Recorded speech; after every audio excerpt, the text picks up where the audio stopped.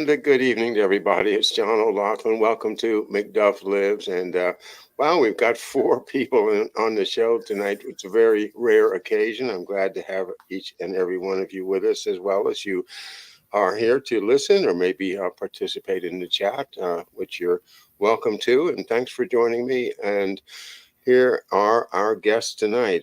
First of all, my wife, Marcia. Hello, Marcia. Hello. Hello, everybody. Thank you for being here with us tonight. And our her host for the evening, Nick Petoskey. Hello, Nick. Hi, everybody. And our special guest, KarmaDoc. Hi, Karma. Hi, John. Thanks so much for taking time to be with us tonight for what I think is going to be a pretty interesting show. I'll start it off with this story.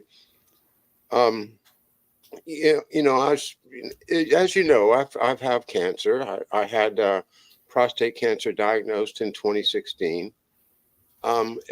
They did some radiation and other stuff, and it seemed to be completely under control until my PSA shot up this June, and it's freaked everybody out, especially me, when they said, this is going to be limitation of your lifespan. Is the kind of nicest way I can put it.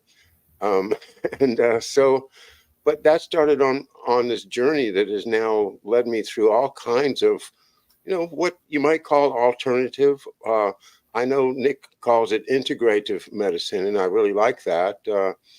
The idea of blending the practical and the knowledge of, ancient peoples, for instance, or just something natural that happens to come along but doesn't cost a lot, that doesn't need all of these big trials, but to work with the people that do, the lab, the allopathic, as we call it, medicine, and to try to get a good result. And I'm feeling really good. So anyway, by way of just in my own case, Marcia was able to get us a appointment at the Cleveland Clinic, which we attended this past December, and was very happy with the allopathic doctor that we met there. A very nice man, an oncologist who will be my oncologist in the future if I need one. But right now, I'm very hopeful that I won't need one, and things are going, knock on wood, quite well for me, compared to the way that they predicted things would be 6 or 8 months ago. But anyway, I started getting calls from my old friend Harry the Greek, who lives in Columbus, Ohio, who has a friend that does he would described it as some type of frequency healing. And they were living up in Michigan, this guy, and he was willing to come down and meet me to apply his treatment to me.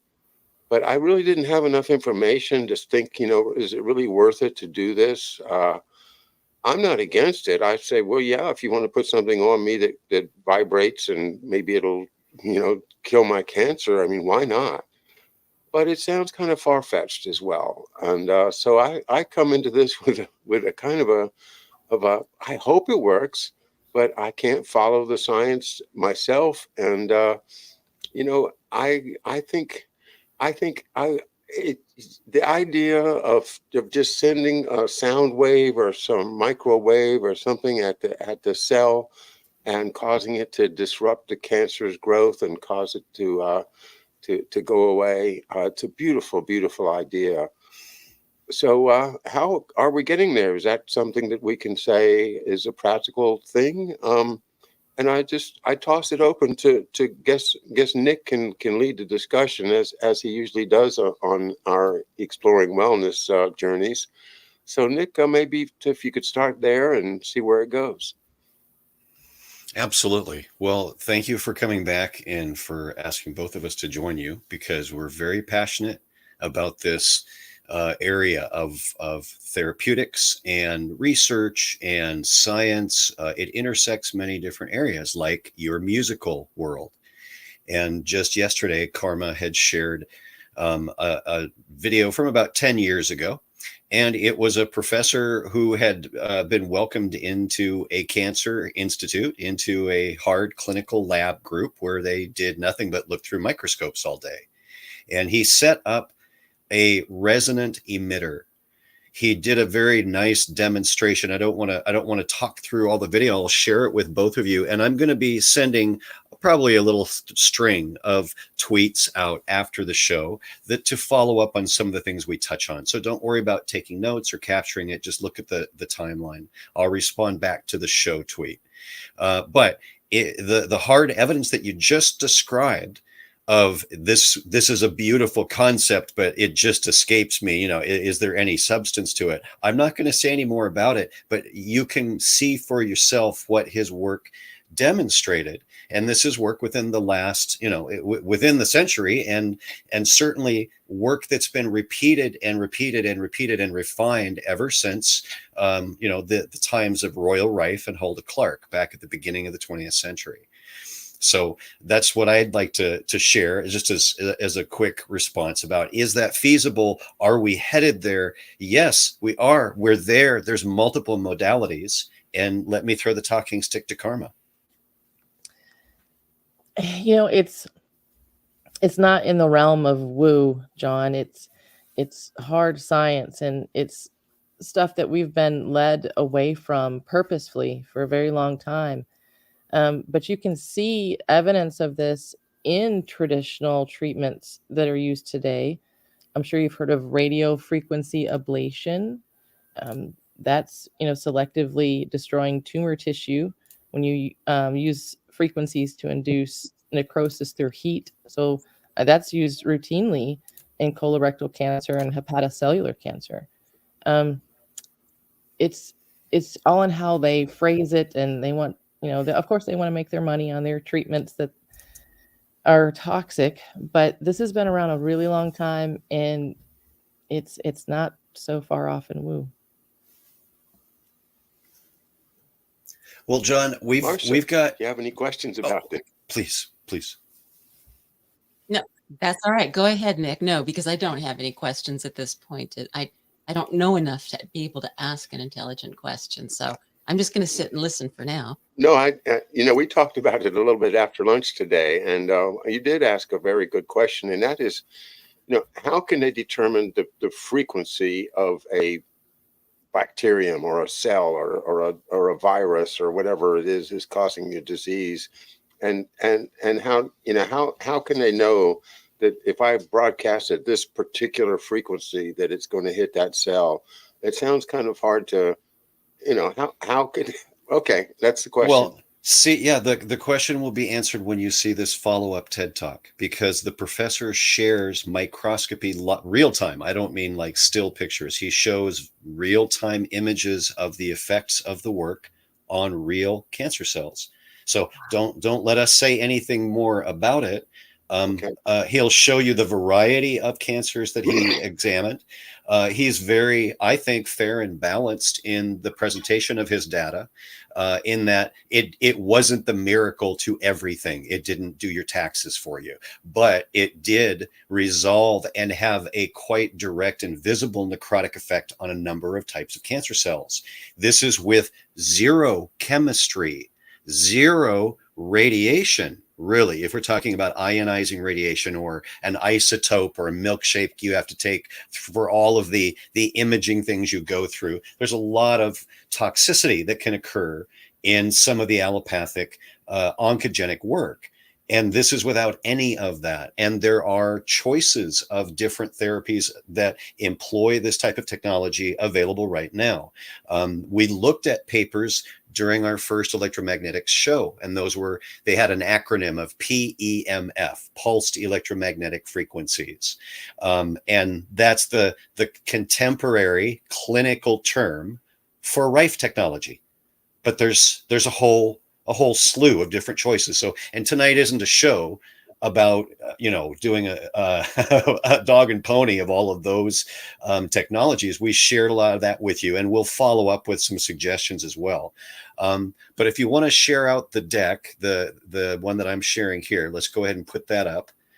We have a deck tonight that is really more along the lines of a talking deck. We're not intending to try and impart a whole bunch of details through the slides. So this is just something to keep our brains engaged as we go through some different topics about more advanced electromagnetic applications and their real world influence and impact on our health. This is not woo. This is, again, another level of subtle sciences, because you can't go and get a cup of electromagnetic radiation. You can't see it. You can't touch it. You can't feel it. Well, you feel it over time. But this is a body of material that needs to be incorporated in your wellness. Being aware of it is a journey, because if you are unaware, it's very disturbing in certain aspects, in certain respects. But that uncomfortableness, that agitation, and I don't like that, and I don't like hearing this, you've got to put that aside. That's got to sit in the back seat, and you've got to take an executive look at what these things can and are doing to health and nature and the planet around the world. And it's not going to be it's not going to be really a therapy show tonight. But before we dive into any of that, since we will be sharing some great stuff right along the lines of what you're talking about, some good examples, some good content, current providers and therapeutics. Really, we'll try to put some tweets out that are about people and places that provide these kinds of services today, rather than a bunch of research material. But before we go into this deck, is there anything else in the electromagnetic therapies that's still stuck in your craw that you thought about from last time, or that you've seen since then? No, I mean, I'm No. encouraged by what you're saying, and Yeah. I want it to work. So continue. Okay. Well, I would just suggest, from one integrated patient to another, that you accept that gracious offer if the person is willing to come and see you. I'll tell you, I have a Rife device, and I've never had any ill effects. You can have some ill effects, and we can talk a little bit more about that offline if you have a whole lot of toxicity built up. We talked about the Herxheimer effect a lot before, but let's put that in the sidecar, and let's get into the discussion tonight, which is really about the advanced, more environmental and systems effects of electromagnetics in our environment. So I'm going to sort of queue up the table of contents here, and then as we go into each of these areas, I'm going to do my best to park my mouth and let our specialist, who has some personal experience and some access and some insight, share what she knows. And we're happy to also integrate questions that you have from, back in the era of World War II to say the 1970s, because we're going to be traversing that timeline a bit. As far as questions about the work of your, around your father, or things that you've read, we're happy to sort of stem in any of that stuff. So we're going to be talking about briefly sort of the scope and the specifics of what is known about electromagnetic exposure. A whole lot is known, and it really fired up, right around the time of the war. Right after the war, it just shot up, and it's never really gone down. There's been a lot of interest, a lot of benchmarks, a lot of specific effects that have been fine-tuned with regards to that. We're also going to talk about the wild world of directed energy weapons. We're also going to touch on the intersection of electromagnetics used in climate planetary engineering systems. They exist.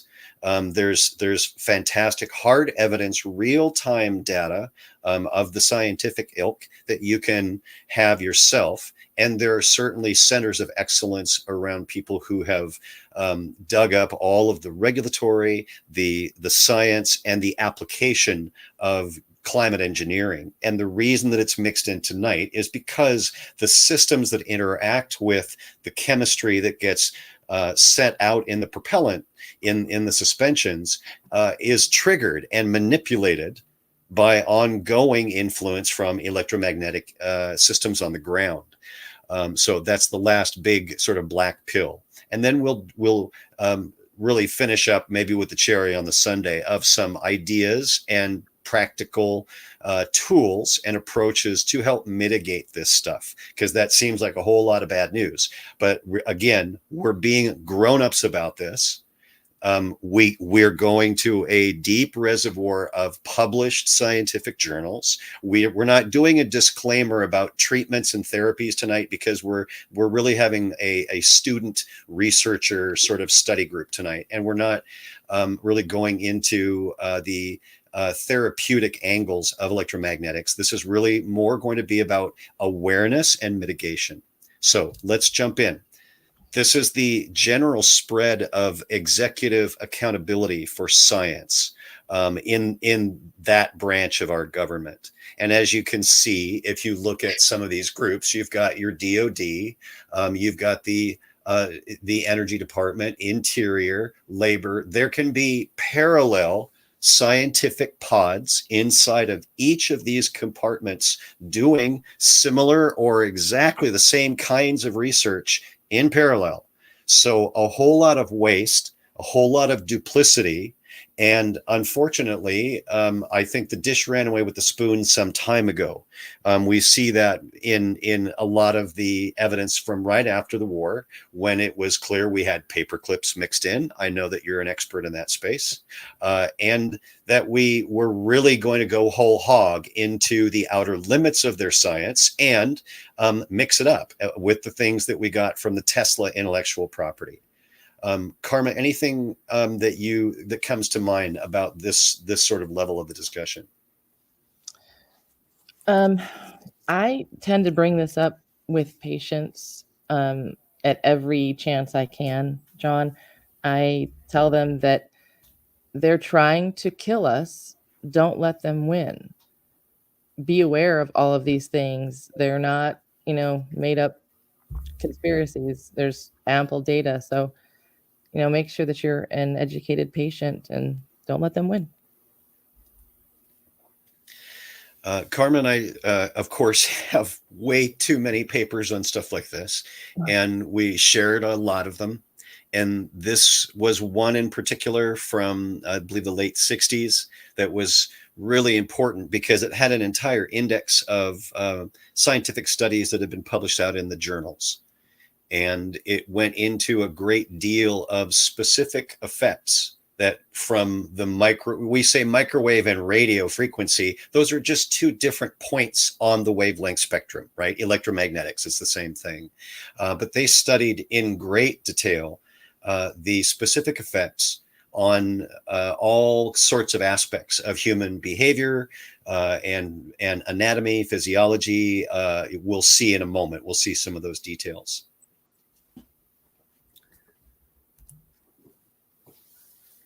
So within just that one study, remember we started with that big chart of all of the different compartments of the executive branch that have science under them. That's why they were in that org chart from 1962, because they had some kind of a scientific operational group. They weren't all doing gain of function, the early gain of function stuff, which was known as recombinant DNA technology. They weren't all doing radiation work. But many of them did have concentric activities. We see from that same paper, these are just the major categorizations that I pulled out on the right. Those are actual categorizations that have sub-symptoms and manifestations. They call them phenomena, as they categorized all the different effects on different parts of the body and anatomy and behavior and cognition and memory, short, medium, and long term, up to and including death. Karma, any thoughts here? You have to wonder if the cumulative effects of this are not evidenced in all of the disease we see today, or at least in part. So it's pretty nefarious.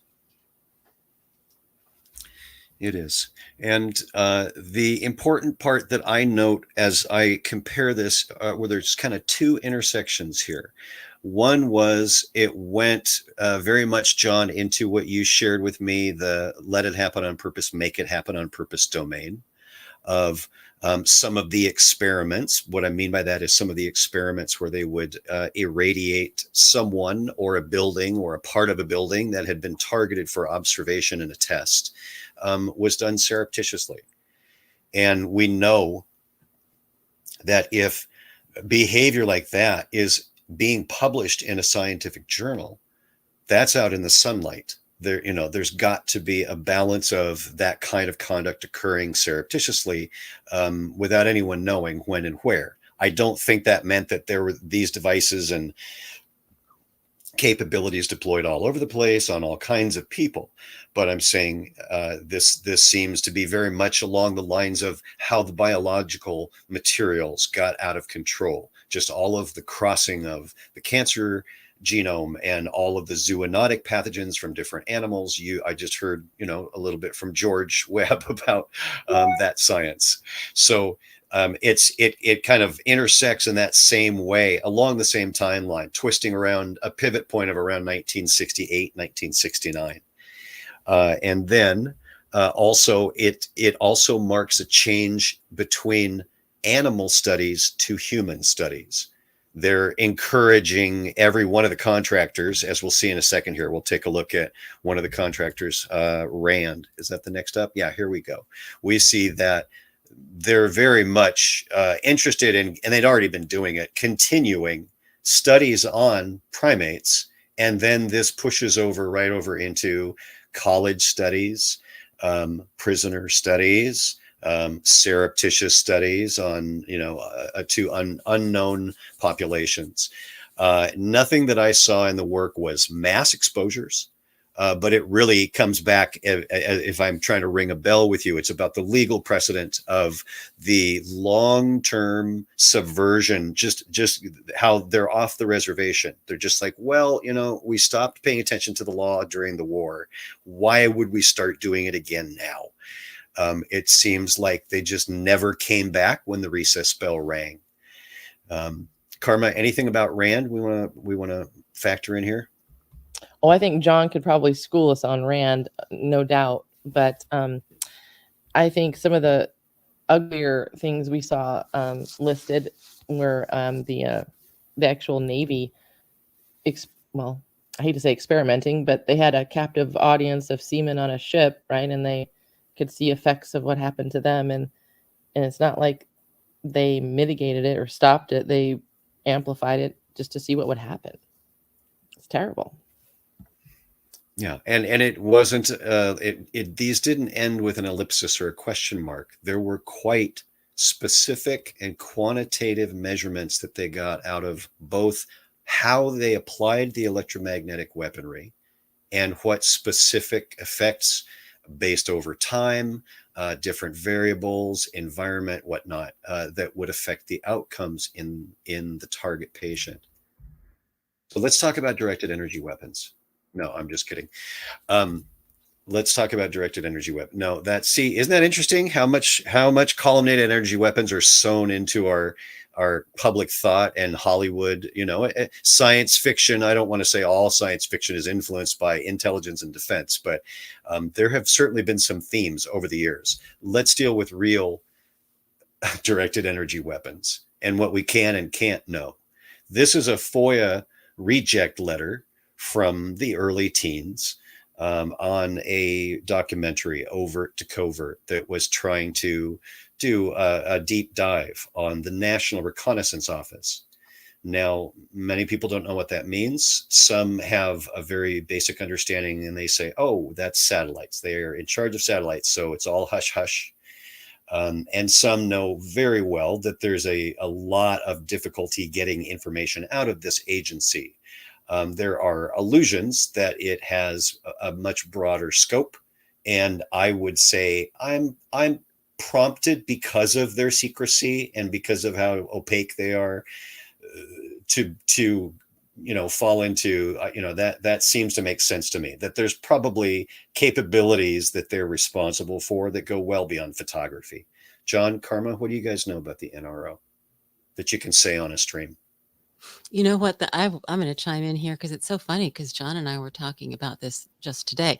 I don't know a lot about NRO, but I did have an acquaintance who worked there and who would talk about her work there. And her job was to review photographs. And the thing that was so interesting to me was that she wasn't the first. The photographs would first go to one agency and then to another agency and then to NRO. And that was her job, was just to look at all of these aerial photographs from satellites and see if there was anything out of the ordinary that she spotted that was activity that needed to be investigated further. And the office was in the Navy Yard in Washington, D.C. And we know that they, they in the the committee, the House Committee on Assassinations hearings, where the CIA says, yeah, we can give you a heart attack. How do they give you a heart attack? I think it's a microwave. I think they aim a microwave at you and can give you a heart attack. I'll also, just as I've run across these things, a reference to it being done by the British, like I guess 40 years ago. Remember, there was protests just before your time, Nick. There was protests against the housing of nuclear weapons in Britain, and the very vociferous people would go out to the places and try to block the entrance, and there's the video tells us that no, we know how to use microwaves to break up crowds like that. When they would gather like that, if we needed to get them out of the way, we just hit them with some microwaves, and they wouldn't know what hit them, but they'd all just kind of lose their enthusiasm. They'd leave. I do believe that they do this. I do believe that they have special trucks that they can drive around and aim various frequencies at a crowd. And then, of course, it's not just that. They can also make sounds and things that are going to drive you nuts. So everything that you can think of, they probably have done. That's what DARPA is for, is to, Defense Advanced Research Projects Agency. That's what they've been doing, is sitting around trying to think of the most exotic ways that an enemy might attack us with, and then say, well, okay, if they could think of that, then we better figure out how to do it. And it's that stupid excuse for, we're going to do something because we're afraid that they might do it. The sword and shield. I got to tell you, that is one of the most important principles. People recognize it. They understand it immediately, John, but they may not have heard, the classic context of that principle. I would challenge you to continue repeating that. You probably said it a time or two, but I keep saying it ever since you and I, used it in a conversation a couple times. I want to drill it through people's heads about, where does the hubris come from? Well, it's the whole paranoia thing. Well, they're going to make it, so we need to make it first, which is not an evolutionary path, I would say, as a species. Karma, you got anything cool about the NRO or about people getting microwaved? Well, I've actually seen these crowd dispersal technologies used. It's real, and I didn't have it used on me, thankfully, but I was told it was terribly painful, like your skin was on fire and you had to move away from the actual line of fire, as it were, pretty quickly. So yeah, it's real. Well, now that we've established what's real, let's get to the real. This is executive realness. So for people that anybody that's listening or tuning into the replay that has thought that people talking about direct energy weapons, which is a quite legitimate categorization of different types of applied columnated energy. And that's about as technical as I'm going to get, with the slides tonight. We're not doing a science class. It's not a master class, but There are wave forms. There are particle forms. That will say that. And you never know who knows about groups like the Association of Old Crows, which is so innocuous. You're like, what, what is that? What in the world would that be? Karma, what do you know about the AOC? Well, I learned about the AOC a number of years back, and I'm actually a member because I wanted to keep tabs on what these guys were doing. And it was funny Nick brought that up after I had just gotten my mail yesterday, and my new my new periodical for the quarter from the Association of Old Crows. It's called the Journal of Electromagnetic Dominance. How's that for a title for a periodical, right? Yeah, it come in the mail, and I'm like, well, as a matter of fact, Nick, I can tell you what they've got in their magazine this month. So, John, any experience with this group? No, you were the one that alerted me to it. The Association of Old Crows, and but I'm just going to make a confession, or just a statement of something that I've been suspicious of for some time, and I don't know if anybody really can say if it makes sense or not. But I did take that sugar cube with the SV40. I think it probably, but I suspect that there was SV40 in my polio sugar cube that I took as a kid with everybody else. But and when I was diagnosed that I had this sudden aggressive prostate cancer, I knowing that my dad was a target and that I'm probably a target, I thought right away, I said, well, they found some way to activate the cancer with shooting me with some microwave. And I don't say that very often, but that's my instinct. My instinct is, everybody might have a little prostate cancer, but what causes it to suddenly activate and, go from whatever it was to like 12, scared the hell out of me. And I went and submitted to the treatment. But I guess the question I'd like to hear from Karma is, does that make sense that they could activate a dormant cancer cell with a microwave? Yeah, John, you're describing a known technology, actually. So there's, I don't know if you've heard of optogenetics, and that's turning on certain genes utilizing light stimulation and rhodopsin. Well, there's the same thing. You can activate genes through frequency. So yeah, and a lot of that work was done at the Salk Institute, actually. Wow. Very interesting. So the crows, I'm a great test subject if anybody wants to put me into. I don't know.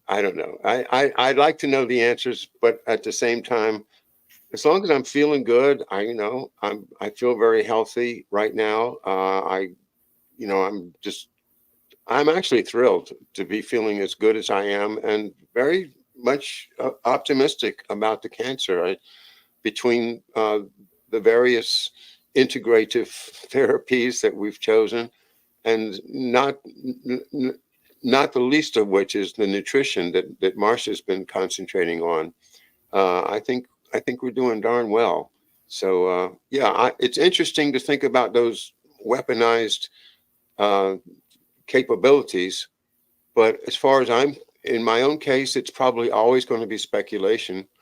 And I'd rather spend my energy on just being positive, and like, I don't care how I got this, I'm getting rid of it. We're beating it. And that's what you guys have helped me so much with. And what you're saying here is that, did it happen? You'll never know for sure. But the fact is, it is possible, as KarmaDoc has said. Yeah. And so therefore other people should know.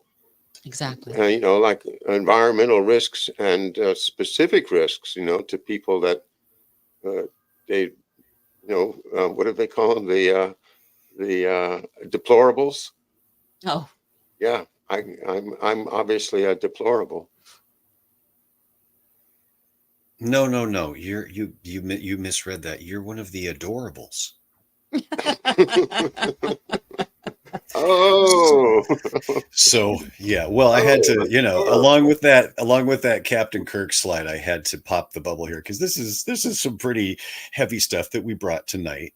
In the midst of saying rah rah rah, let's learn more about fighting cancer with electromagnetics, we're bringing in a whole nother series of levels of influence that you've got to be aware of.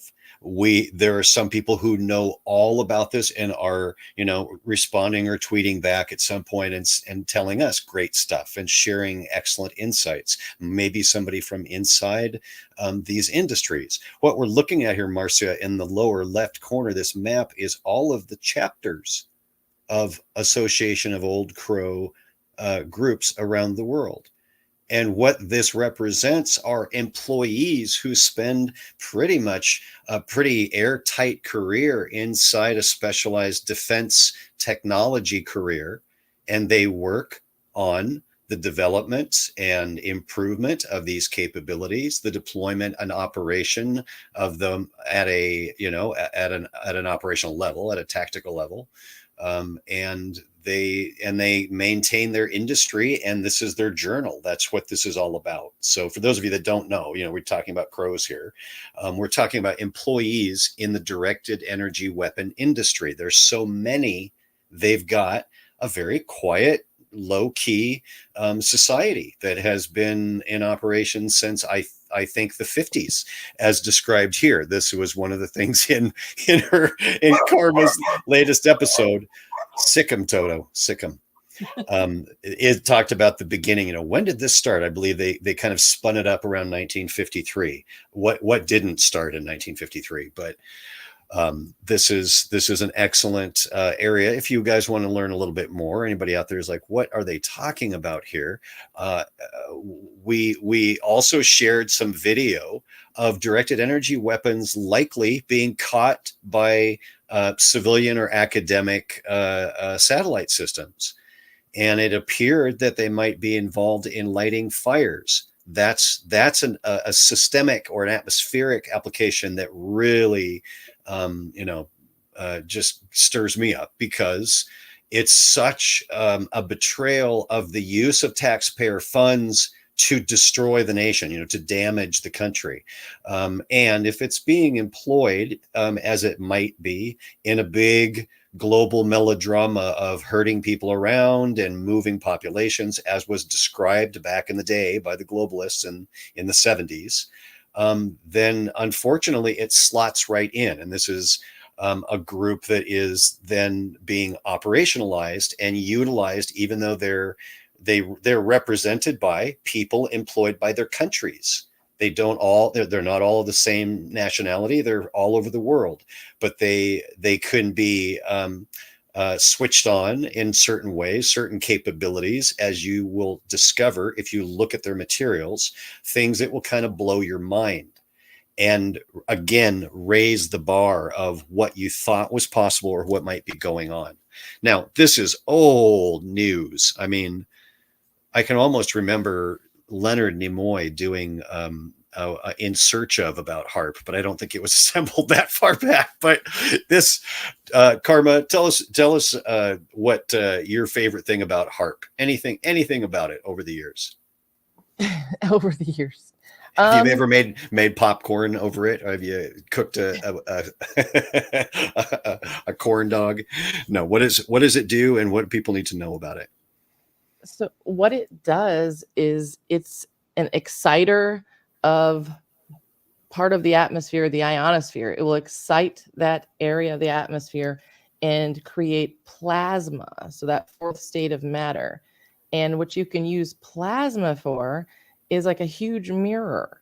So you can beam something up to the plasma you've created, and it can be reflected all the way around the globe. So you could actually target things all over the world. It's pretty terrifying, actually. But HARP is has been blamed for a lot of things over the years, but it's really just the tip of the iceberg. There's so much more. Yeah. John or Marcia, do you guys have any experience with this particular facility or this technology?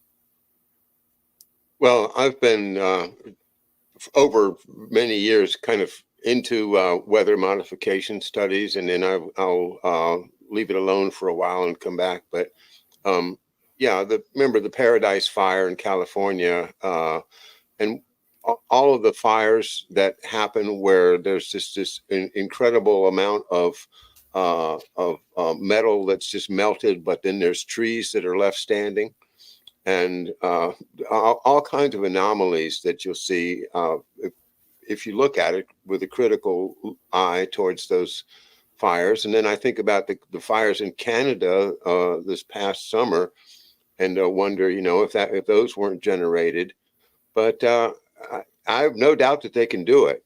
And people that don't think that they can do it, or that they won't do it, well, I'm sorry, but what's happened, as you talked about earlier, with these technologies just getting spread out, that we have organized crime that can probably cause these satellites to burn something, or otherwise affect the Earth, because there's blackmail going on. There's people that can, look at Ukraine, look at Kolomoisky, look at all of these oligarchs. They don't care, about us. They don't care if they can make some money or can get rid of a rival by using a directed energy weapon, and get away with it. Yeah, they will. And yeah, these things are incredibly powerful, and I totally do believe in them. Yeah.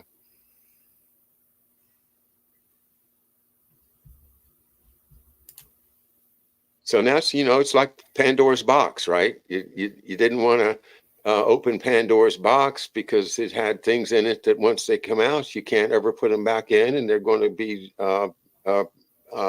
doing horrible, evil things.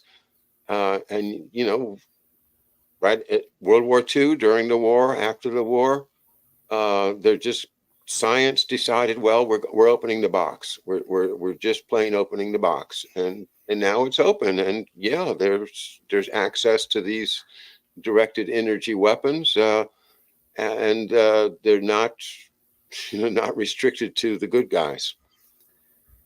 I'm very encouraged. I'm heartened by the fact that there is such a strong paper trail right into the halls of Harvard, and all of our favorite academics who have taken part in climate engineering, geoengineering, stratospheric aerosolized injection, what's the other one? SRM, solar radiation management. And now the operational language of what this network of physical sites around our country and around the world, mostly, we're going to be paying attention to the continental US right here, are called the ionospheric heaters. And they literally have high power capability to interact with the atmosphere in all kind. Just think of anything that a laser can do at the laser show. They can do that with one of these emitters. They can focus it like a pin. They can make it like a broad umbrella, like a brush. They can make it do different oscillations and all kinds of frequency commands. But the other part of the formula that is the unfortunate reality, that is one of the things I don't like reminding people about, because it's not polite conversation. But we're talking about health, we're talking about mitigation, and we're talking about the realities of electromagnetics at a systems level. Advanced EM technology is that it has to interact with particulates. It doesn't do its magic. These amazing advanced radar arrays don't do their thing with just water vapor. So we are all of the age to have known, when did serious atmospheric alteration begin? When did we really start noticing all of these lines across the sky that unfold and turn into kind of a big silver haze? We know from our earlier part of our lives that the weather didn't used to do that until these programs became a reality. I think mostly in the 90s. I've said enough. Karma, what do you got to say?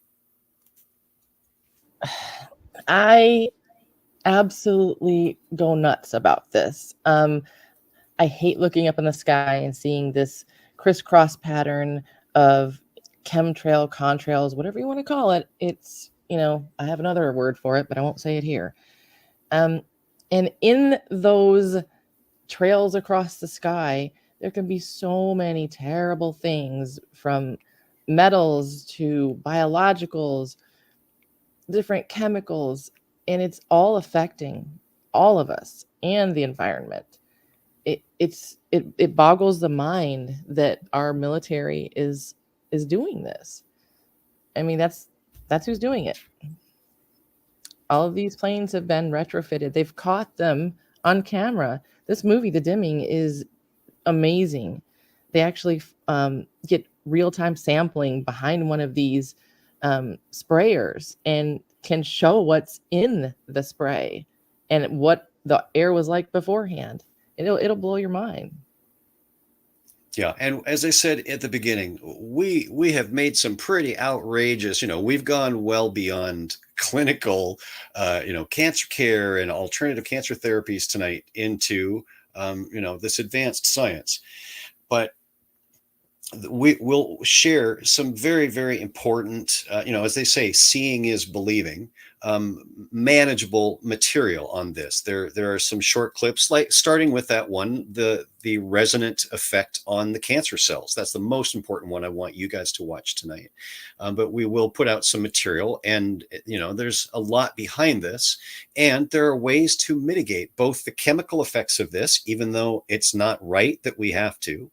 But it doesn't mean we're just going to lay down and take it, as well as defending yourself from the electromagnetics. So this was a phenomena that you experienced. Why don't you share what happened here, Karma? Yeah, so I was living in Austin when we had the big freeze, they called it, where we had an amazing amount of ice on everything.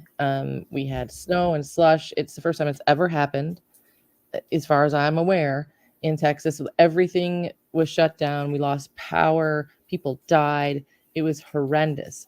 And the thing that was just striking is, after everything was encased in ice, the temperature rose and it was 45 degrees out, and yet everything was still encased in ice. And I'm like, how is that possible? So yeah, there's chemical ice nucleation, and there are so many patents on this. But also, if you go to the Texas TDLR website, which is the licensing and regulation website, there are licenses for weather modification given out. And there was actually a competition about 6 months before this huge storm to try to get contracts. They're playing with us. It's terrible. This is not normal weather patterns. These are not normal phenomena. And everybody, I think, if you have experienced some weird weather that doesn't quite make sense, collect a sample of your precipitation and have it analyzed. You're going to be frightened of the snow that we got during that big storm. A lot of people put it in the microwave. It turned black, though the water was completely black. It's terrible.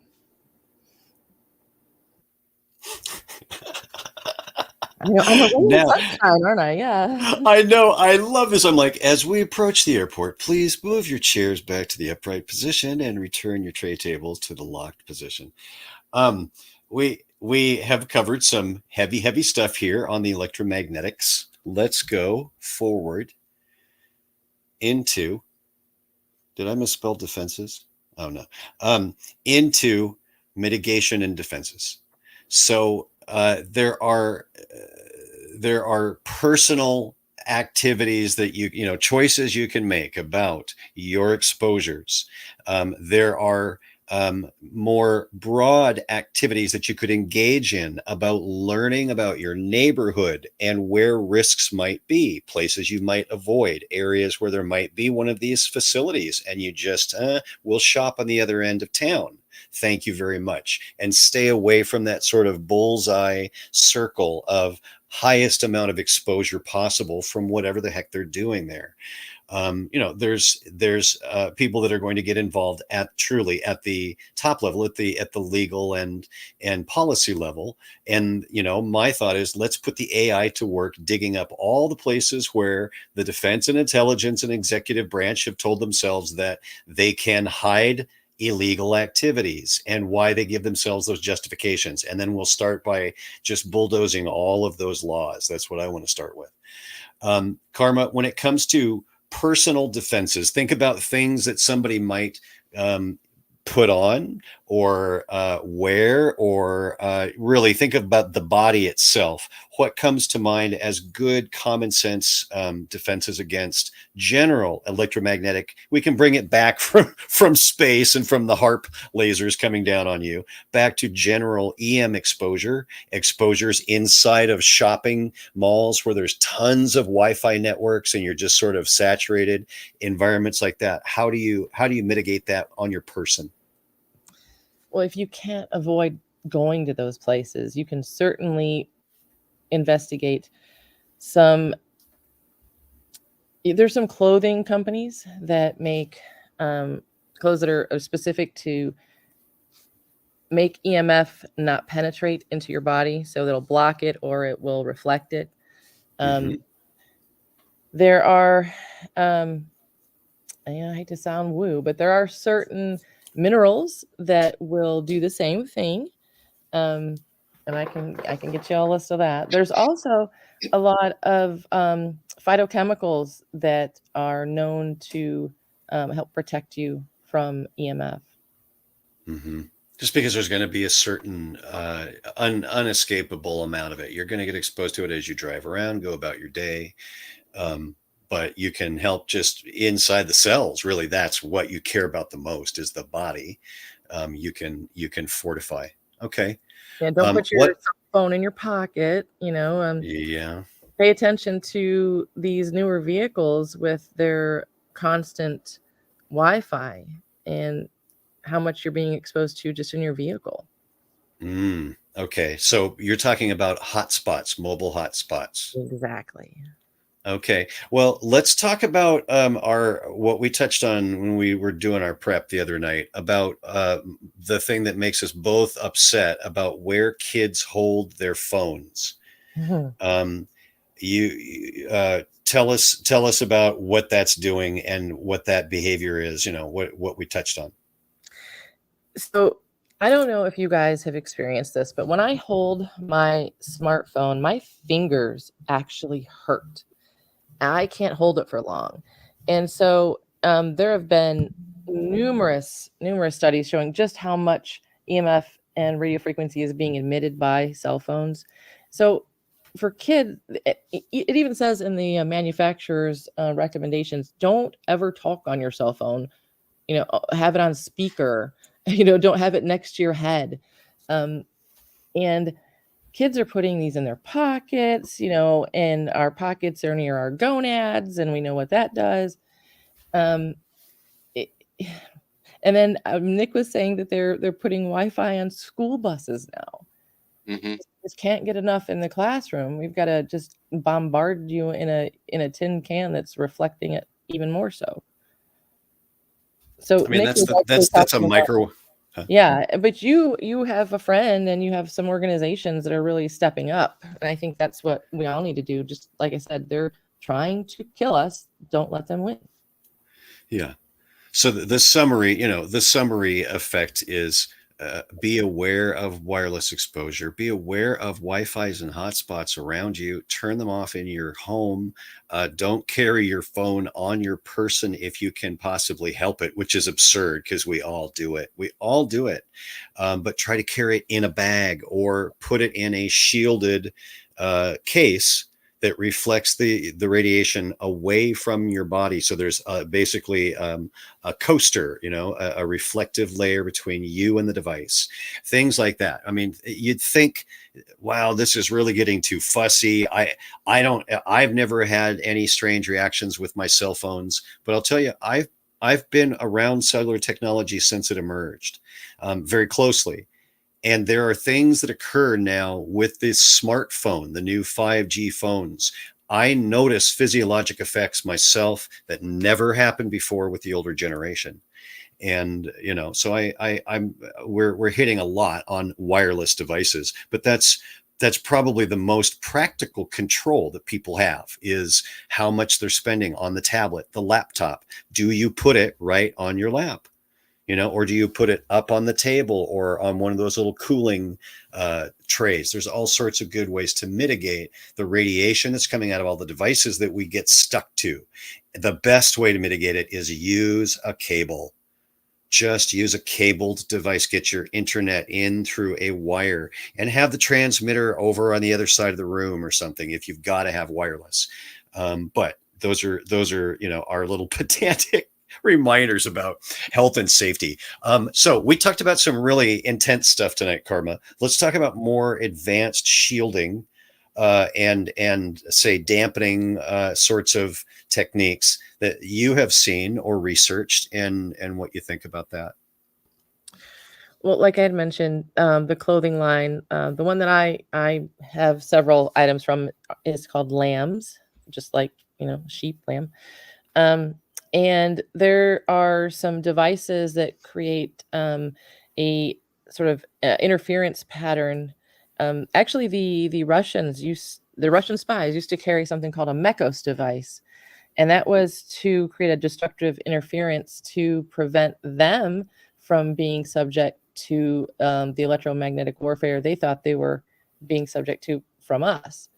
And so there are some of those on the market today. They're called a magnetic pulsar. You can carry them with you, and it does the very same thing. You can have, I have sort of a Faraday cage of my house in my bedroom. So these are things, any little bit you can step out of that, it's really important.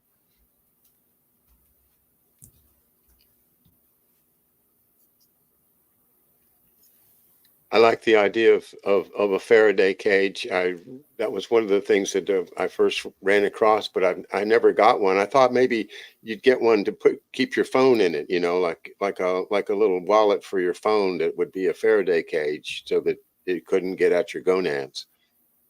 I don't know if they make those or not, but that kind of thing, it makes sense, doesn't it? Yeah. As long as it's as long as you've got one layer of shielding between the device and your tissue, that's the important thing. You don't want to put it in an envelope. If you were a spy and you were trying to keep your phone from being picked up on the network, you would take out the battery, put it in a Faraday pouch to try and completely dampen its ability to talk to the network. But to protect your body while using a device, carrying it around in particular, as long as you've got one layer of shield, like a gasket between the device and you're going to do a lot better. It still is going to send out signals. It has to talk to the network to do its thing. But that's a good common sense approach. On the weather modification, I just toss out a lead for you if you want to see it happening. The YouTube channel the numeral 1 Pacific Redwood. He's been broadcasting for like 7 years now. He hasn't put out much lately, but it is a rich archive of him documenting how these huge radars they'll send out a beam that will cut up they'll cut right through a rainstorm and stop the rain, or direct a storm to go from here to there. It's called 1 Pacific Redwood, and he's a weatherman himself, so he can talk about pressure lines and read the weather maps. But I watched him for a number of years, and I'm completely convinced that they are using radar, ground-based radar, but now also satellite-based radar to send the storms where they want them and to not send the storms where they don't want them. And, so people experience drought, and they use this, as you say, to create crises and to, punish people that don't cooperate, just like any good old mafia thug would do when you give them a toy to play with. And I think that's what we're facing is mafiosi type thinking, having the technology created by our military that was they never thought would ever get out of their hands, but it has. And so all of these things we need to be wary of. We need to be aware. And somebody with Karma's experience verifying what I've been suspecting a long time, I think yeah, let's just get the word out. Marcia, any happy little thoughts to bring us in for a landing? No, I don't have anything. It's a lot of interesting information and a lot to digest. I think that these are not things that are in front of us very often, and so when they come in front of us, they require some processing. They do, and you can't. It's not healthy to fall down every rabbit hole that's out there. There are so many. This was an area that we did sort of brush up against a couple of times in the previous calls. So I just really wanted to sort of take a sidebar and say, friends, if we're gonna, so much energy, and I think good fight is focused on the COVID issue right now and the World Health Organization. It's like, well, if we're going to upturn the apple cart, right, and tip over all of these plans, we need to make sure that we're shining a light on all of the big capabilities, particularly the detrimental ones. They're not. They didn't put up better highway lighting. That it's this stuff is not for the better of mankind. It's unfortunately control systems and weapon systems, but. It is good to then come back and say, wow, that was a scary ride at Disneyland to go through all of that. But look at how good we're doing with the fight against cancer cells in the body. John, look how good you're feeling in a sustained way as you've been maintaining your therapies, and you guys have been a team. And that, that's where I like to land the plane is what are the things we can influence? And how do we keep ratcheting that up? So, Karma, do you have anything else in the therapies from our grab bag of stuff? Because we went through the old deck, John. We went through the first one to see what else we might kind of brush off. Anything else for tonight? Oh my gosh, Nick, I don't even know. It's been a long day. Processed like 80 chickens and 14 turkeys. I don't know if I can. Yeah. She's literally done poultry and taxes today, if you can believe it. And now she's doing a podcast. So sounds like a long day and probably time to wrap it up. That's right. It is. All right. Thanks very much, everybody, for being with us. Karma and Nick, we appreciate your time and your expertise so much. Like I say, you contributed, and I see Scott with Allison V is in the chat room. Thank you, Scott, for supporting me with your Allison V product. I think that's a big help too. And I'm really feeling great. I feel excited. And we are not only beating my cancer, but we're learning a lot, and we're able to spread the good news that this thing can be beaten. So yeah, it's an exciting journey, and I'm so glad you're part of it. All right. Good night, everybody.